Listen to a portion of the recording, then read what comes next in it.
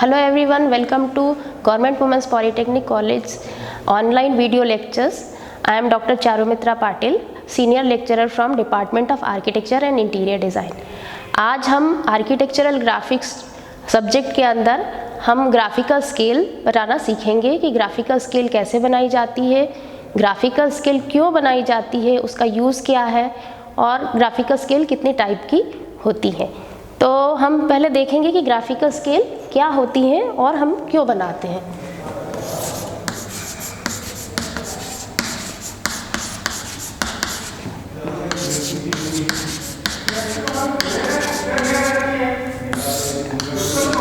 आप सभी ने नॉर्मल स्केल देखी होंगी, जो प्लेन स्केल आती है नॉर्मली 15-20 सेंटीमीटर लेंथ में होती है या 30 सेंटीमीटर लेंथ में होती है, जिससे कि हम सिंपल सेंटीमीटर के मेजरमेंट लेते हैं। लेकिन हम जब कोई भी चीज़ शीट पर ड्रॉ करते हैं तो शीट पर ड्रॉ करने के लिए हम एक्चुअल साइज़ के ऑब्जेक्ट को हम शीट पर ड्रॉ नहीं कर सकते हैं, उसको हमें या तो रिड्यूस करना होगा। जैसे हम बड़ा सा एक टेबल ड्रॉ करना चाह रहे हैं तो शीट पर हमारा वो टेबल का साइज़ नहीं आएगा, या रूम बना रहे हैं या पूरा का पूरा हम रेसिडेंस का प्लान कर रहे हैं तो वो हमारे शीट पर नहीं आ पाएगा। उसके लिए हम क्या करेंगे, उसको किसी प्रपोर्शन में रिड्यूस करेंगे। तो रिड्यूस करने के लिए हम स्केल का यूज़ करेंगे। प्रॉपरली रिड्यूस करने के लिए हमारे पास में स्केल्स होती हैं, जैसे कि हमने फर्स्ट लेक्चर में भी देखा था कि ये स्केल्स हैं जिन्हें इंजीनियरिंग स्केल कहा जाता है, और इनमें से हम जो हमारे सुटेबल रेशो में है उसको हम यूज़ कर सकते हैं इंजीनियरिंग स्केल को, और हम उस हिसाब से रिड्यूस कर सकते हैं। और इन स्केल्स का यूज़ करके हम प्रॉपरली शीट पर फिर उस ऑब्जेक्ट को ड्रॉ कर सकते हैं। इसी तरह से कोई ऑब्जेक्ट होते हैं बहुत छोटे होते हैं, उनकी डिटेलिंग्स इतनी माइन्यूट होती हैं कि वो हम बेयर आई से नहीं देख पाते क्लियरली, उनको लेंस से देखना पड़ता है। जैसे कि अगर हम सोचें कि रिस्ट वॉच है या कई सारी मशीन होते हैं, उनके डिफरेंट पार्ट्स होते हैं, बहुत छोटे छोटे पार्ट्स होते हैं जिनको कि आप नॉर्मल आइज से नहीं देख सकते हैं। तो उसको जब हम शीट पर ड्रॉ करेंगे उसकी डिटेलिंग, तो उसकी डिटेलिंग ड्रॉ करने के लिए हमें उसको एनलार्ज करना पड़ेगा, उसको बड़ा करके दिखाना पड़ेगा। तो उसके लिए हम एनलार्जिंग स्केल का यूज़ करते हैं। तो इसी तरह से एक रिड्यूसिंग स्केल होती है और एक एनलार्जिंग स्केल होती है, और एक होती है नॉर्मल स्केल, जो हम नॉर्मली स्कूल टाइम से सबसे पहले हमने जब इस स्केल का यूज़ किया है, तो जो हम स्केल यूज़ करते आ रहे हैं वो नॉर्मल स्केल है या फुल स्केल है, मीन्स 1:1 की स्केल है। तो जब हम 1:1 स्केल यूज़ करते हैं, इसका मतलब है 1 सेंटीमीटर इक्वल्स 1 सेंटीमीटर। मीन्स जो हमने एक्चुअल ऑब्जेक्ट को नापा है, उसी एक्चुअल ऑब्जेक्ट पर अगर हम इसको ध्यान से देखेंगे तो 1:1 का रेशो है। तो 1:1 स्केल में अगर हम किसी ऑब्जेक्ट को मेजर करते हैं, मान लीजिए हमने किसी लेंथ को मेजर किया ऐसे 30 सेंटीमीटर, और हम यहीं पर 30 सेंटीमीटर उसी लेंथ को यहाँ ड्रॉ करते हैं, तो ये हमारा होगा 1:1 स्केल या फुल स्केल। तो ये हमारी जो हो गई, ये हो गई फुल स्केल। फुल स्केल को हम ट्रू स्केल भी कहते हैं। ये हमारी फर्स्ट हो गई। सेकेंड, जब हम किसी ऑब्जेक्ट को रिड्यूस करके शीट पर बना रहे हैं तो हमारी रिड्यूसिंग स्केल होगी।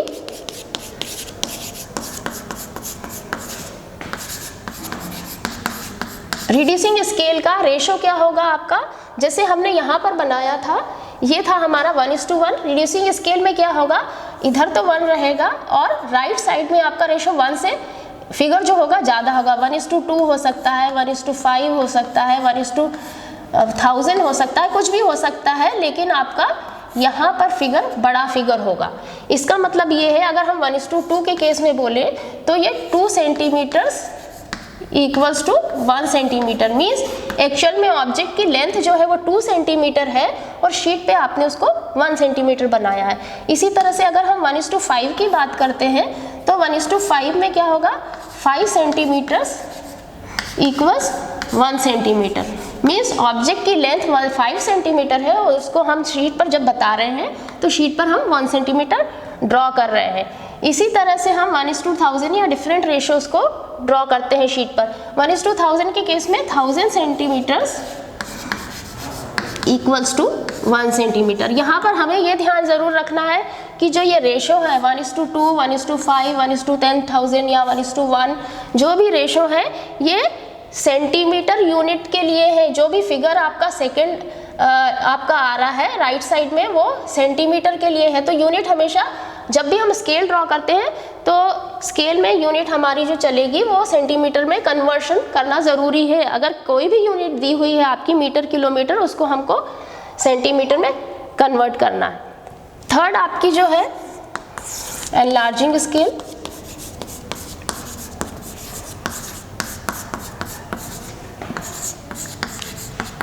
एनलार्जिंग स्केल में जो रेशो है वो रिवर्स हो जाएगा, 2 इधर आ जाएगा, 1 इधर आ जाएगा। 2 की जगह कोई भी फिगर हो सकता है, 5 हो सकता है, 7 हो सकता है, 8 हो सकता है, 10 हो सकता है ना।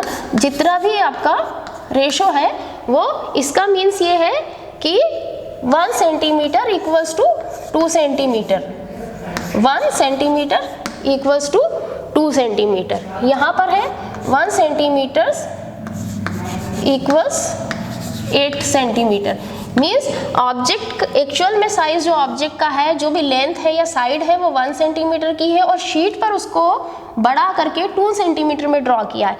इसमें हम कह रहे हैं कि ऑब्जेक्ट की एक्चुअल में जो लेंथ है वो 1 सेंटीमीटर है और शीट पर हमने उसको 8 सेंटीमीटर का ड्रॉ किया, क्योंकि ऑब्जेक्ट इतना छोटा है कि उसकी डिटेलिंग हम शीट पर एक्चुअल स्केल में या फुल स्केल में नहीं दिखा पाएंगे, इसलिए हम उसको एनलार्ज करके बना रहे हैं। तो इस तरह से हमारी 3 ग्राफिकल स्केल्स जो नॉर्मली हम यूज़ करते हैं आर्किटेक्चरल ड्राफ्टिंग के समय, तो ये फुल स्केल है आपकी, रिड्यूसिंग स्केल है और एनलार्जिंग स्केल है।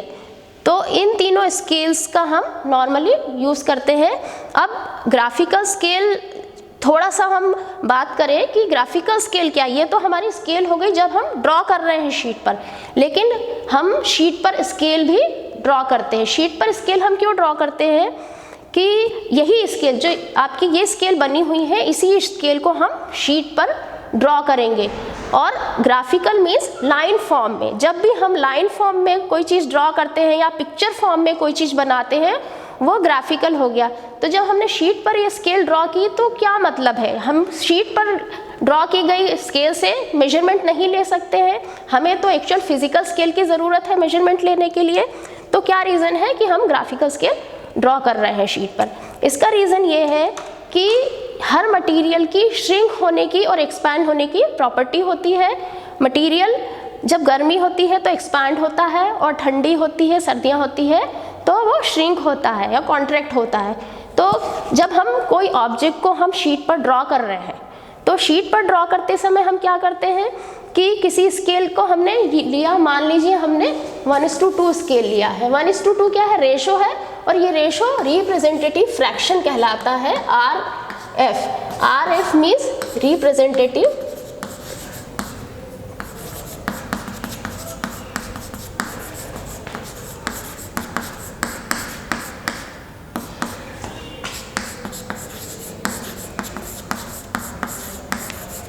जिस रेशो में भी हमने ऑब्जेक्ट को रिड्यूस किया है या एनलार्ज किया है, वो रेशो जो होता है वो रिप्रेजेंटेटिव फ्रैक्शन कहलाता है, जैसे 1:2, 1:5, 1:10 कह रहे हैं। तो जब हम ऑब्जेक्ट को ड्रॉ करते हैं शीट पर, तो ऑब्जेक्ट को ड्रॉ जिस भी स्केल में हमने ड्रॉ किया है उस स्केल को हम शीट पर लिख देते हैं। स्केल लिखते हैं मीन्स इस तरह से हम नीचे कहीं पर एक जगह लिख देते हैं जो हमने स्केल यूज़ की। स्केल अगर हमने RF जो यूज़ किया है 1:20 है तो हम RF लिख देंगे 1:20। अगर हमारा RF 1:20 नहीं है, उसकी जगह हमने 2:1 यूज़ किया हो तो हमने यहाँ पर 2:1 लिख दिया RF को। ठीक है, अब हमने सिर्फ RF लिखा है और ऑब्जेक्ट ड्रॉ किया है। मान लीजिए कि कुछ डायमेंशन जो है वो शीट पर मिसिंग है। आप डायमेंशनिंग भी करते हैं ऑब्जेक्ट के। डायमेंशनिंग मतलब कि जब हम ऑब्जेक्ट बना रहे हैं तो हमने यहाँ पर उसकी विड्थ मार्क की, यहाँ पर उसकी लेंथ मार्क की कि ये कितना है, यहाँ पर मार्क किया कितना है। ठीक है, इस तरह से। और जब बहुत सारी डिटेलिंग्स आ रही हैं और आपके जब कुछ डायमेंशंस मिसिंग होते हैं या कई बार कुछ डायमेंशन छूट गए हैं, तो जब स्केल लिखी हुई होगी आपके शीट पर कि ये स्केल हमने यूज़ की हुई है, तो जो रीड कर रहा है उस शीट को वो स्केल को रेफ़र करके उस स्केल से, जैसे कि 1:20 बोला है तो 1:20 की स्केल उठाई ये वाली और 1:20 की स्केल से हमने शीट पर मेजर करके देख लिया। तो जब क्या होगा कि कुछ समय तक तो स्केल अलग मटेरियल की बनी हुई है, शीट अलग मटेरियल का बना हुआ है, आपने स्केल से मेजर करके शीट पर ड्रॉ कर दिया है।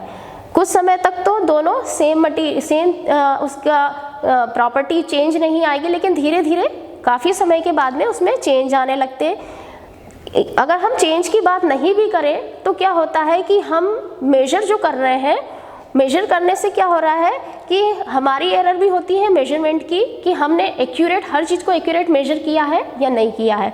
जब अगर हम कहीं पर एरर आ रही है मेजरमेंट में तो वो शीट पर और बड़ी होती जाएगी। जैसे कि हम अगर बात करें बहुत बड़े ड्राइंग्स को हम रिड्यूस करके शीट पर बना रहे हैं, जैसे कहीं के मैप है, रेसिडेंशियल मैप में ज़्यादा एरर नहीं आएगी, बहुत छोटा स्केल है। जब हम बड़े स्केल की बात करते हैं कि एक टाउन का मैप बना रहे हैं या फिर अपन एक रीजन का मैप बना रहे हैं, ये कंट्री का मैप बना रहे हैं, जब इतने बड़े बड़े मैप बनते हैं तो इतने बड़े बड़े मैप में अगर हम स्केल को मेजर करने बैठेंगे तो हम कुछ भी मेजर नहीं कर सकते। तो उन जगहों पर हम ग्राफिकल स्केल का यूज़ करते हैं और हम उसी शीट पर एक ग्राफिकल स्केल ड्रॉ कर देते हैं। इससे क्या होगा कि आपको एक टेंटेटिव आइडिया हो जाता है कि जब हमारे पास पे स्केल दिख रही है शीट पर और वहीं पर हमें मैप भी दिख रहा है तो हम समझ पाते हैं कि किस पॉइंट से किस पॉइंट का डिस्टेंस अप्रॉक्सीमेटली कितना होगा। उसमें हमें एग्जैक्ट मेजरमेंट की ज़रूरत नहीं है, लेकिन जब हम इतने बड़े स्केल की पर मैप की बात करते हैं रीजन की या कंट्री की, तो 0.1 mm या 0.2 mm का डिफरेंस भी एक्चुअल स्केल में बहुत बड़ा हो सकता है। तो इसीलिए हम ग्राफिकल स्केल्स को ड्रॉ करते हैं।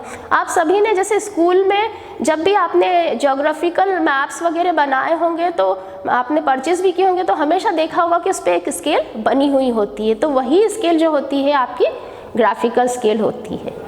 इसके साथ में अब हमने समझ लिया है कि ग्राफिकल स्केल का यूज़ क्या है और हम क्यों बनाते हैं ग्राफिकल स्केल को, तो हम इसके बाद में आगे देखेंगे कि हम ग्राफिकल स्केल किस किस टाइप से बनाते हैं। अभी हम देखेंगे कि हमें स्केल जो शीट पर ड्रॉ करनी है वो कैसी करनी है। नॉर्मली जो हमें एक्सरसाइज होती है बुक में या एग्ज़ाम में जो एक्सरसाइज आती हैं वो हमें प्रॉब्लम के फॉर्म में दी हुई होती हैं। जैसे ये प्रॉब्लम है, construct a plane scale of RF 1:400 and long enough to measure up to 50 meters, mark a distance of 27 meter on it। ये इस तरह से एक आपको प्रॉब्लम दी हुई होगी और इस प्रॉब्लम को हमें सॉल्व करना होता है। कई बार हमें प्रॉब्लम में दिया होता है कि ये प्लेन स्केल ड्रॉ करनी है, कई बार दिया होता है डायगोनल स्केल ड्रॉ करनी है और कई बार क्लियरली नहीं दिया होता है कि स्केल कौन से टाइप की है, प्लेन स्केल या डायगोनल स्केल। अभी हमने प्लेन स्केल क्या होती है या डायगोनल स्केल क्या होती है ये हमने नहीं समझा। हमने सिर्फ समझा क्या था, एनलार्जिंग स्केल क्या होती है, रिड्यूसिंग स्केल क्या होती है, ट्रू स्केल क्या होती है। तो अभी मैं बताती हूँ कि प्लेन स्केल क्या होती है। प्लेन स्केल जब हम ड्रॉ करते हैं, जैसे कि हमने ये ग्राफिकल स्केल, सिंपल स्केल देखी थी, तो ये ग्राफिकल स्केल में जो है इसमें जो डिविजन्स आपको दिखाई देते होंगे अगर इस पे, तो ये मेन डिवीज़न, बड़े बड़े डिवीज़न दिखाई दे रहे हैं और आगे कुछ डिस्टेंस में जहाँ डिवीज़न है उसमें बीच में छोटे डिवीज़न भी बने हुए हैं। तो हम यहाँ पर क्या नाप सकते हैं, जैसे कि अगर ये 30 सेंटीमीटर मेजर हो रहा है और 30 के बाद में 30.1 मेजर करना है, यहाँ पर 1 सेंटीमीटर 2 सेंटीमीटर ऐसे दिए हुए हैं। अगर आपको 1.1 मतलब कि आपको mm में भी मेजर करना है सेंटीमीटर से, तो डेसिमल के बाद 1 यूनिट तक आप मेजर कर पा रहे हैं। यही आपकी प्लेन स्केल है जिसमें कि आप डेसिमल के बाद में 1 डिजिट तक की वैल्यू मेजर कर सकते हैं। जबकि आप डायगोनल स्केल ड्रॉ करते हैं तो हम डेसिमल के बाद में 2 डिजिट तक की वैल्यू को मेजर कर सकते हैं।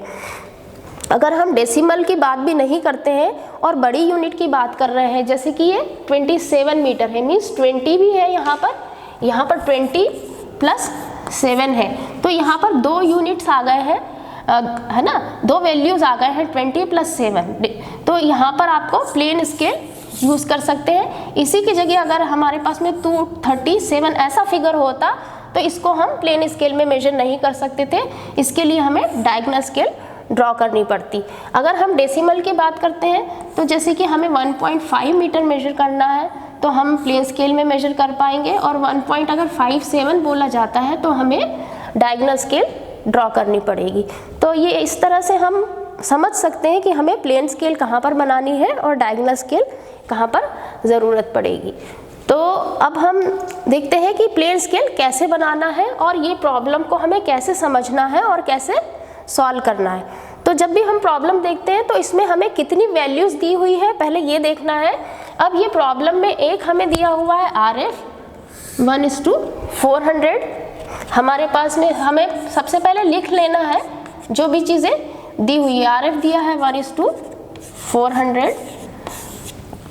अब हमें क्या मेजर करना है, and long enough to measure up to 50 metres. 50 metre length नापने वाली स्केल बनाना है जिसमें कि सबसे दूरी तक की लंबाई हम 50 मीटर तक नाप सके उस स्केल से। तो हमें 50 मीटर जो है हमारी maximum length to be measured है, ठीक है, maximum length to be measured. तो मैक्सिमम लेंथ 50 मीटर है और RF जो है 1:400 है। तो हमें अब लेंथ ऑफ स्केल निकाली है। लेंथ ऑफ स्केल के लिए हमारे पास में RF है, मैक्सिमम लेंथ है और लेंथ ऑफ स्केल का फॉर्मूला भी है।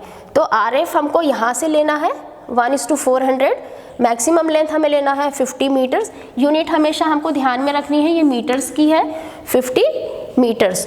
तो length of scale equals to 1/400, ये आपका RF हो गया।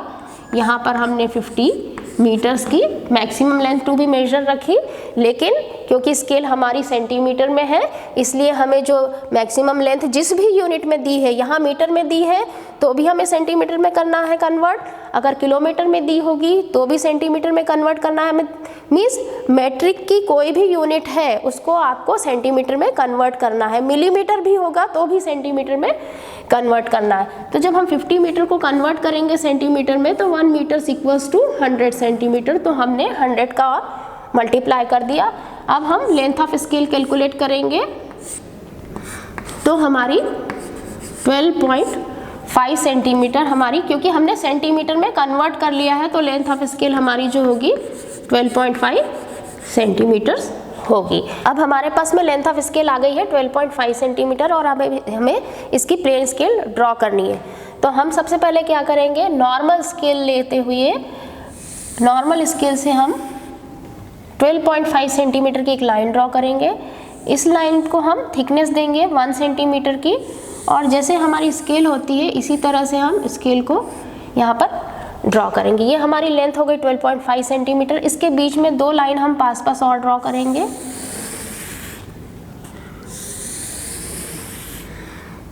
ठीक है, ये आपको 1 सेंटीमीटर लेना है, मेजर करके लिखना नहीं है लेकिन 1 सेंटीमीटर लेना है। ये लेंथ हम लेंगे 12.5 सेंटीमीटर, इसको हम यहाँ पर लिखेंगे भी।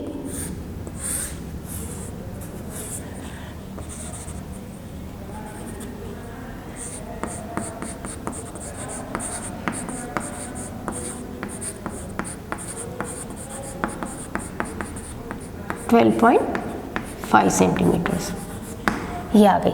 अब इसको हमको डिवाइड करना है, कितने हमको डिवीजन शो करने, इसमें हमें पता है कि हमें लेंथ मैक्सिमम कितनी शो करनी है, हमें 50 मीटर की लेंथ शो करनी है।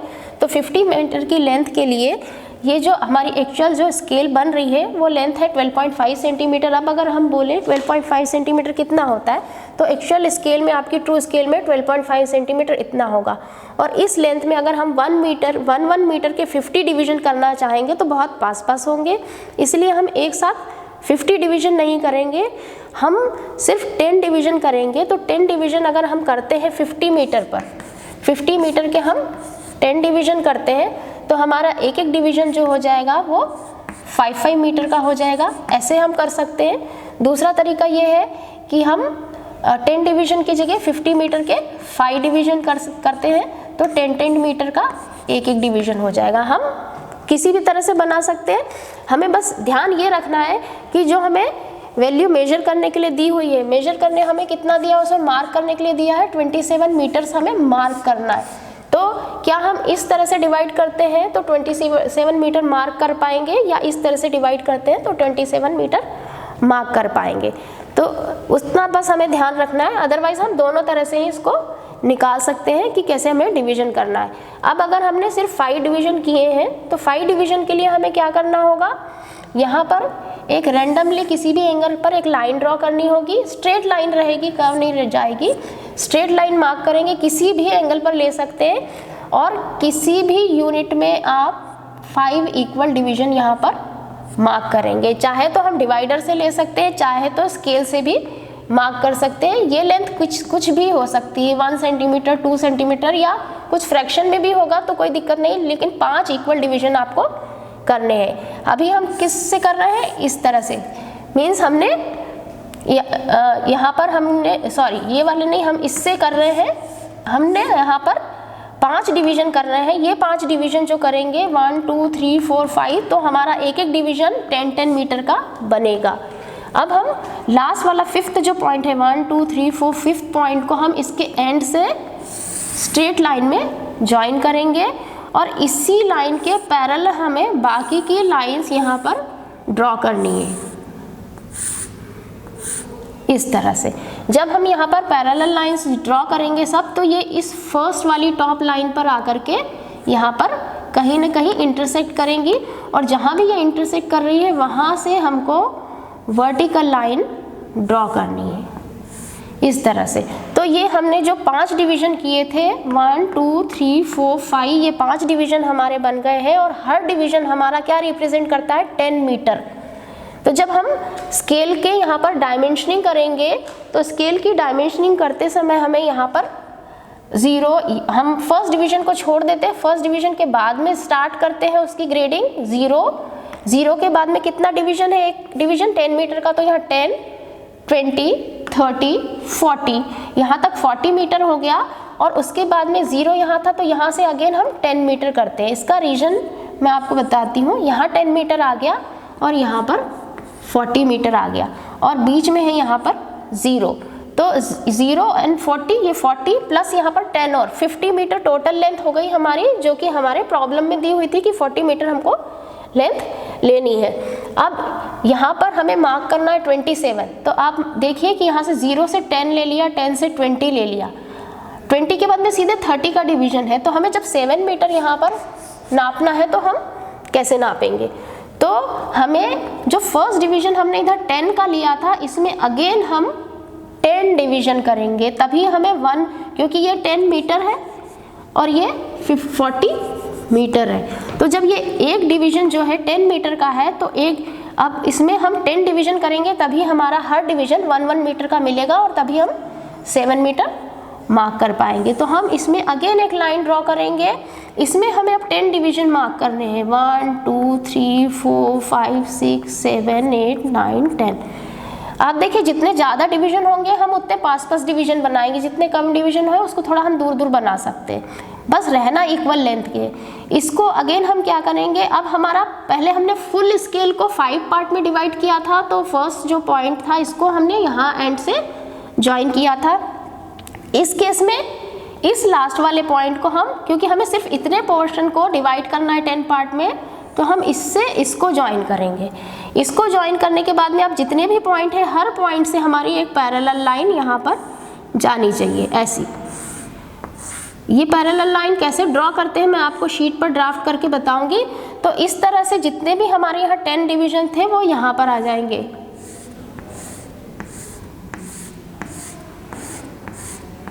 ये 10 डिवीजन हमारे वर्टिकली आ गए। अब देखिए आपकी जैसे ये स्केल थी, इसी स्केल में जैसे कि यहाँ पर मेन डिवीजन थे, यहाँ सब डिवीजन थे, वैसे ही हमारे यहाँ पर मेन डिवीजन और यहाँ पर सब डिवीजन हो गए हैं। तो अब यहाँ पर 0 है, तो 0 के बाद में बीच में यहाँ पर हमारा 5 मीटर हो सकता है। अगर यहाँ से हम काउंट करें 1 2 3 4 5 6 7 8 9 10, तो ये हमारे 10 मीटर हो गए।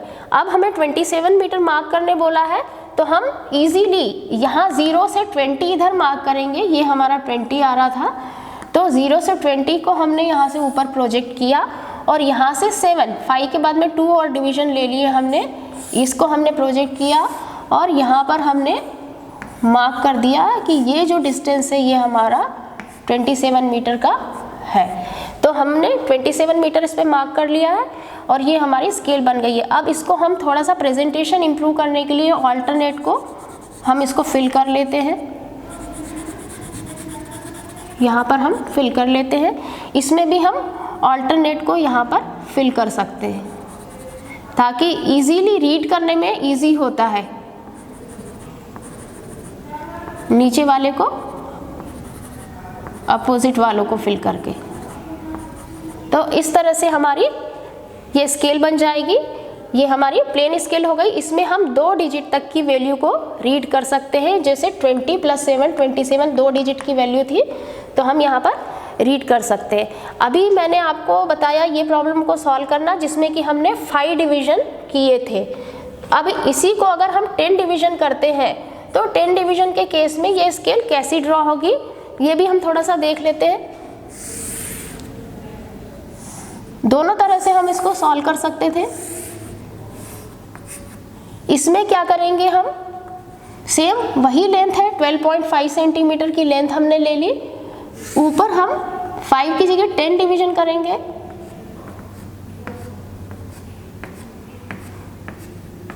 और लास्ट डिवीजन को अगेन लास्ट पॉइंट से मैच करेंगे और फिर सब हम पैरेलल लाइन यहाँ से हम ड्रॉ करेंगे।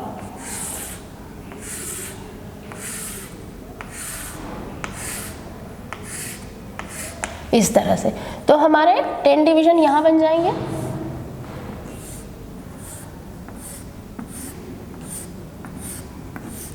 इस तरह से यहाँ पर हमारे 10 डिवीजन आ गए। सेम उसी तरह से हमको यहाँ पर भी मार्क करना है। अगेन हमारा 0 पहला छोड़कर बनेगा। अब जब हमने 50 को 10 पार्ट में डिवाइड किया तो एक एक डिवीजन जो होगा हमारा 5 मीटर का होगा।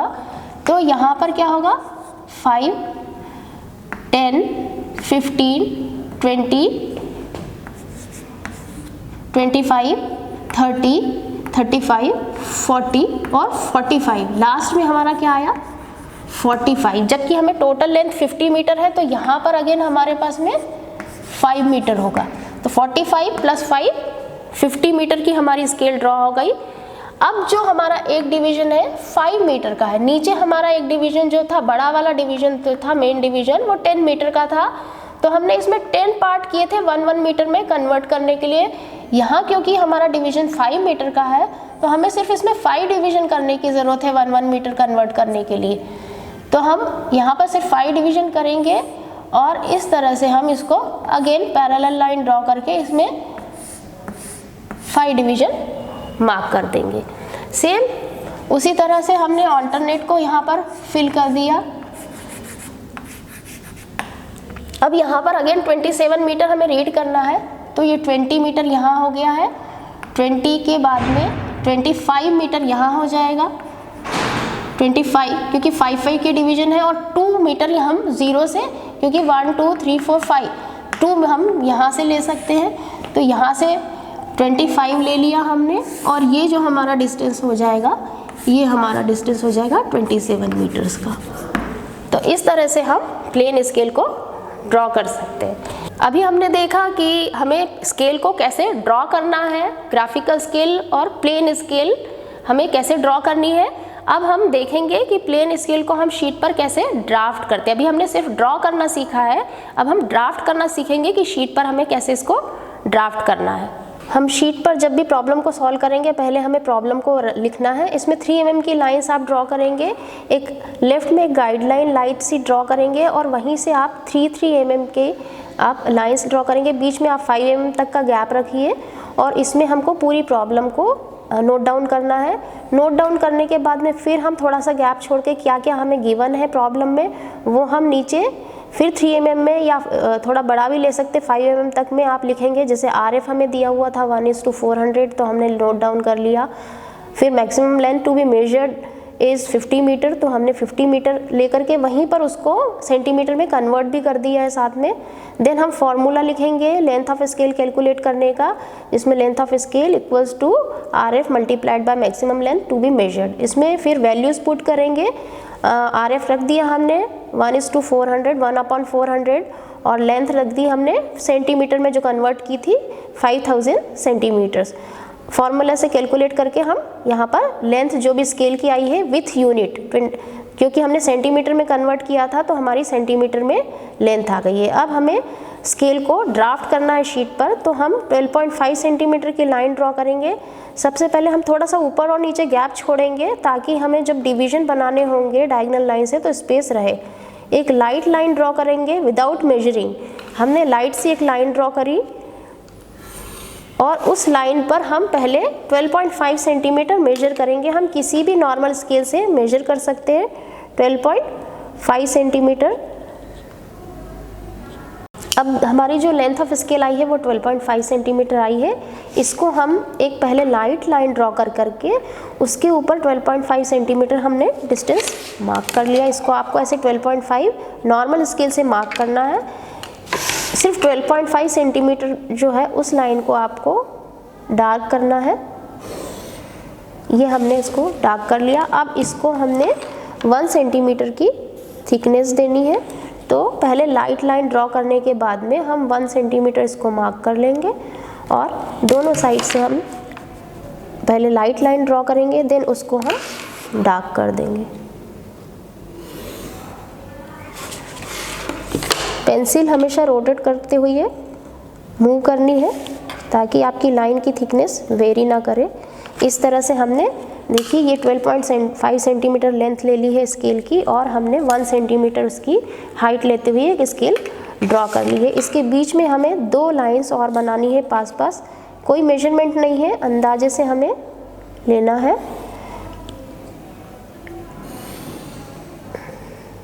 इस तरह से हमने दोनों लाइंस मार्क कर ली है। अब हमें डिविजन्स बनाने हैं, तो हम 10 डिवीजन टोटल बनाएंगे 5 मीटर के। तो 10 डिवीजन के लिए जैसे मैंने बोला आपको रेंडमली कहीं पर भी एक लाइन ड्रॉ कर लेनी है। लाइट ड्रॉ करेंगे आप लाइन को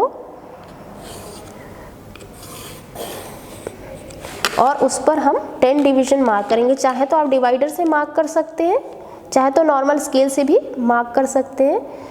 डिवीजन आपके इक्वल होने चाहिए, कितने भी बड़े या छोटे आप ले सकते हैं, लेकिन इक्वल डिवीजन आपको मार्क करने हैं।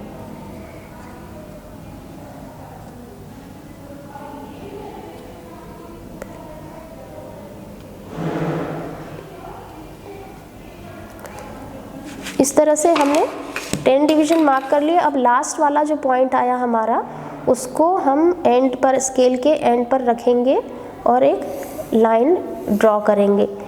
ये लाइट लाइन लेनी है आपको। और अब आप सेट स्क्वायर को मूव नहीं करेंगे और इसके साथ में अब टी स्केल को आपको मूव करना है और इसकी एक एज पर रखना है। अगर आपका मूव हिल भी जाता है तो आपको दोनों को आपस में ऐसे टच करके इस लाइन पर आपको ले करके आना है, बिल्कुल अलाइनमेंट मैच करना है एज का। इसके बाद में हमने नेक्स्ट जो पॉइंट मार्क किया था उस पॉइंट से हम अगेन स्केल तक की लाइन ड्रॉ करेंगे। लाइट लाइंस रहेंगी ये सब। ये लाइंस आपको लाइट और थिन ड्रॉ करनी है क्योंकि ये कंस्ट्रक्शन लाइंस हैं और ये आपके स्केल पर डिवीजन को मार्क करेंगी। जैसे हमने अभी बोर्ड पर देखा था इसी तरह से ये सभी लाइंस यहाँ पर आ जाएंगी। ये हमने जितने भी डिवीजन मार्क किए थे उतने डिवीजन यहाँ पर ट्रांसफ़र हो गए हॉरिजॉन्टल लाइन पर। इंक्लाइंड लाइन से डिवीजन हॉरिजॉन्टल लाइन पर मार्क हो गए। तो हमने 10 डिविजन्स लिए थे तो हमारी ये स्केल पर यहाँ पर 10 डिविजन्स आ गए हैं। अब हमारी ये लाइंस को हम वर्टिकली इनको डार्क करना है, हमें थिन डार्क करना है इन लाइंस को। ये लाइन हमारी जो डिवीजन वाली लाइंस आई हैं ये थिन डार्क होंगी।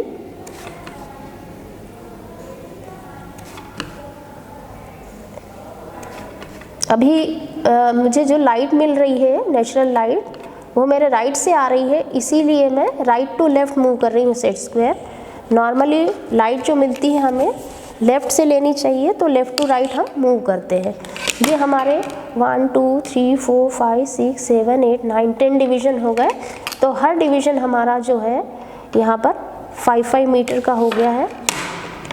अब इसके बाद में हम नीचे ग्रेडिंग, इसमें हम जब ग्रेडिंग करेंगे तो उसके लिए लाइन खींचेंगे। यहाँ पर हमारा फर्स्ट डिवीज़न जो आएगा 0 यहाँ पर आएगा और इसके बाद में यहाँ पर 5 10 15 20 25 30 35 40 45। यहाँ हमें जितने अगर पास डिवीज़न है तो हम छोड़ छोड़ के लिख सकते हैं, बीच बीच के ना लिखें। और अगर हमारे पास में क्लियर स्पेस बची है तो हम सभी में मार्किंग कर सकते हैं।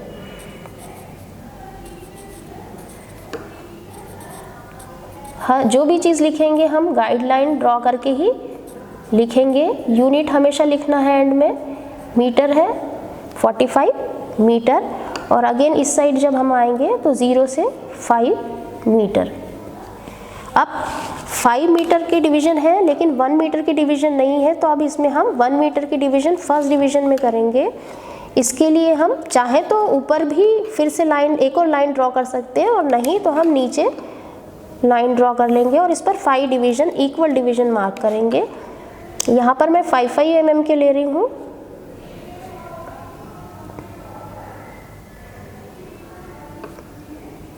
ये अब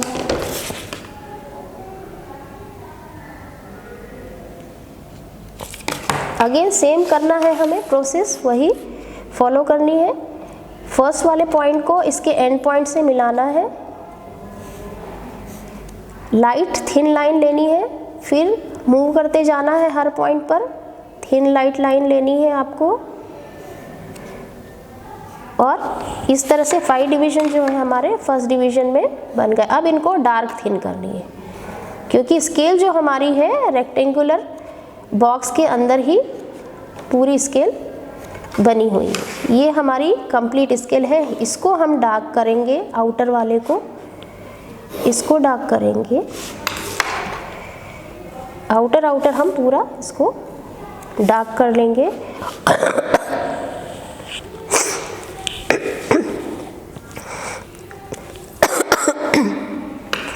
ये हमने पूरा डार्क कर लिया है। इसके बाद में हमको अल्टरनेट को यहाँ पर फिल करना है।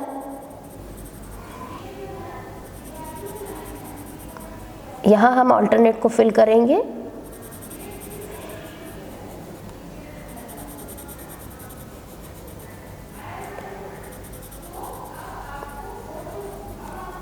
हमने फर्स्ट जो हमारा मेन डिवीज़न था फर्स्ट, उसमें हमने 5 डिवीज़न किए, उसको अल्टरनेट को फिल किया। इसी तरह से हम इसके बाद में बीच वाले जो पोर्शंस है उनको अल्टरनेट को फिल कर देंगे।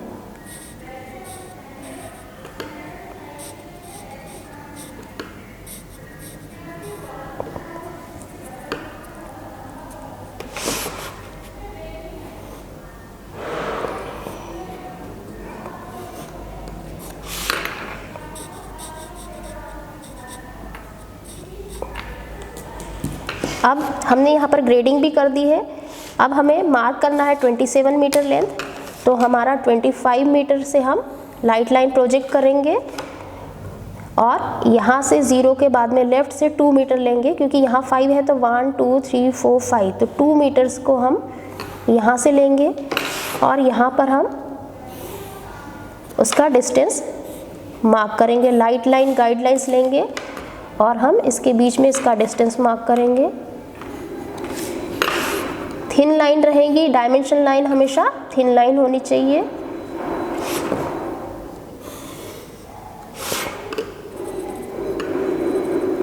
यहाँ पर आ गया 27 मीटर। अब हमें मार्क करना है लेंथ ऑफ स्केल। यहाँ से हम प्रोजेक्ट करेंगे नीचे लाइंस को।